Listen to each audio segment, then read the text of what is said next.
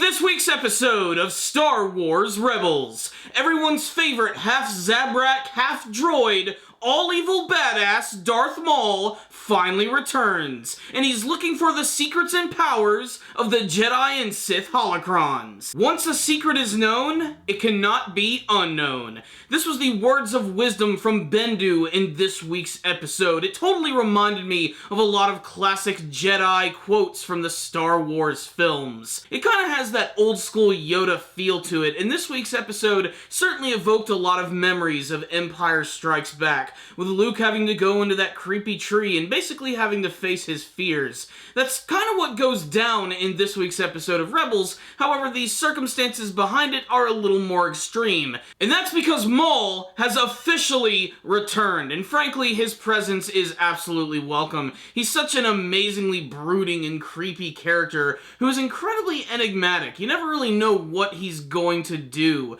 He's not exactly a clear-cut Sith anymore, but he's not exactly a good guy either, and by the end of this episode, you can almost certainly see what his motivations are, and they involve a certain Jedi from the past. The return of Maul made this a very tense episode of Rebels, and the story itself was actually quite simple. Maul has returned, and he's captured a lot of members of the Ghost crew, and he's holding them hostage. He wants the Jedi and Sith Holocron, and he wants Kanan and Ezra to get it for him. Now, the Jedi Holocron is going to be easy to find. It's already on the Ghost ship. The Sith Holocron, however, was just given to that character by the name of the Bendu, and in order to get that back, both Kanan and Ezra are going to have to go through an extreme trial. The whole master-apprentice thing that Kanan and Ezra have going on is very intriguing because I still can't quite pinpoint where it's headed. I mean, a lot of big fan theories out there is that Ezra is eventually going to fall to the dark side and this is going to cause a massive confrontation between both him and Kanan, but this week's episode only solidified the fact that Ezra is so glad that Kanan is back and being involved in his training again, especially because he wants nothing to do with all these creepy-ass spiders, which appear all up in this week's episode. When they return to go and see the Bendu, they have to go into this mysterious cave to get the Sith Holocron. It's essentially a Jedi trial of sorts.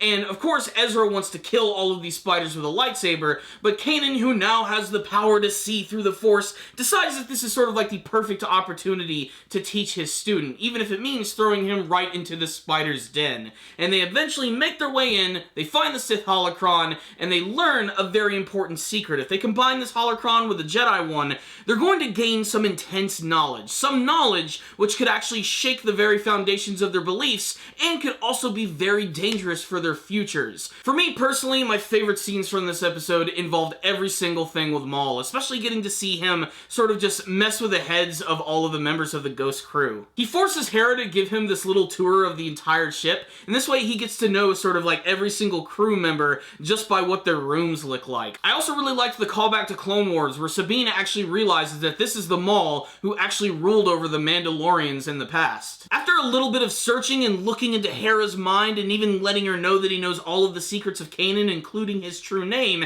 he manages to find the Jedi Holocron, and that's when he decides to go into private and just try to open this thing up. And this leads to what I think is probably the most unintentional funny scene of the entire series. There's this great shot of Darth Maul as he's trying to open this Jedi Holocron, and he's really serious about it, and he's all like, "Yield to my power!" And it just looks so cheesy with him trying to open this up. It was sort of taking me out of the moment a little bit, but I got right back in when we got to Maul, who was getting ready to be actually attacked by the Ghost crew. They managed to escape, and they try to trap him in this room where they're going to turn on this magnet, and since his legs are made out of droid parts, he's predictably going to go to the top. But how is that even going to work? Darth Maul is like a super highly trained Sith badass. Fighting upside down for Darth Maul is probably something that he does in his sleep, and predictably, he makes short work of the Ghost crew, who basically just bust in and try to blast his ass with blasters. Guess what? It doesn't work. Kanan and Ezra eventually meet up with Darth Maul to try and trade the Holocrons for the members of the Ghost crew,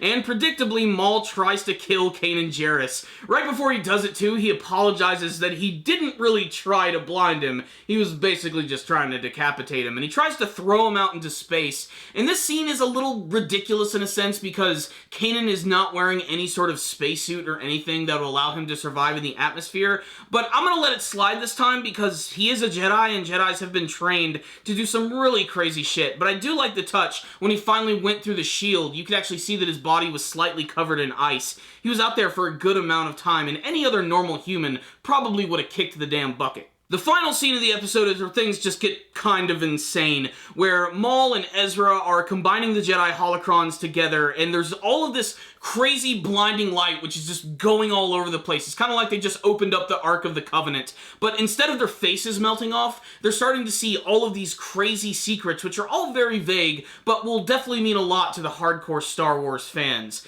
Ezra himself mentions that he sees twin suns, and anyone who's a Star Wars fan knows he's definitely referring to Tatooine. But who is he talking about? Is he talking about Luke Skywalker? Or is he talking about Obi-Wan Kenobi? And that brings us to Maul, who also sees something in this giant blinding flash of light. And at the episode's end, you get to see that he's relieved over the fact that a certain someone is alive. Twin suns? Darth Maul hoping that someone's alive? It kinda has to be Obi-Wan Kenobi, which means Maul wants to get revenge against this guy, which means we're eventually going to have to go to the planet of Tatooine. Are we actually going to see a pre-Jedi trained Luke Skywalker in Star Wars Rebels? We're gonna have to wait and see. So what's the rundown on this week's episode of Star Wars Rebels? While I am disappointed that we didn't get anything else from Grand Admiral Thrawn in this week's episode, the nice trade-off is we got some great Darth Maul moments. Darth Maul is such a great villain. The fact that he managed to even survive being killed by Obi-Wan is still kind of ridiculous in the back of my head, but the way that they actually built up that character in Clone Wars and getting to see the version of him now really makes me appreciate him more than ever, and it only makes me resent George Lucas for killing him off so early in Episode 1. He had no development in the movies, but through these cartoon shows, he's ended up becoming one of the most enduring and badass Star Wars villains. And it's still kind of hard to tell who he's aligned with and what his ultimate plans are. One of the big takeaways from this week's episode is that Ezra got some pretty serious training. It also brought him closer together with his master. The scene where they hug is a little over the top and cheesy, but whatever. It's what it is. This is Disney we're talking about.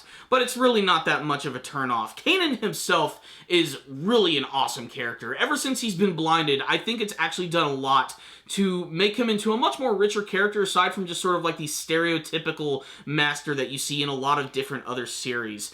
Not only that, but the members of the Ghost Crew this week, try as they might when they try to take down Maul. I thought that plan was kind of interesting at first.